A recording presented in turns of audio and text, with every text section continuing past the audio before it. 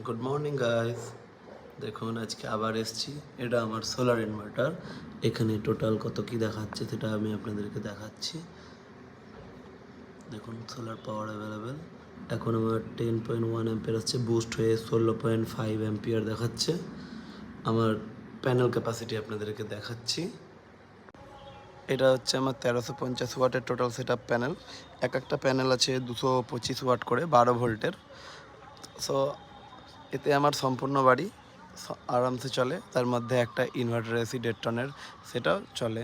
সেটা কিভাবে চলে সেটা আপনারা যদি কখনো জানতে চান কমেন্টে বলবেন, আমি আপনাদেরকে ভিডিও করে দেখিয়ে দেবো।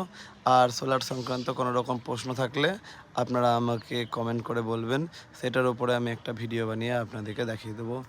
সো ভিডিওটি ভালো লাগলে চ্যানেলটিকে সাবস্ক্রাইব করবেন, লাইক কমেন্ট করবেন, তাতে আমার ভিডিও বানাতে আরও সহযোগিতা হবে।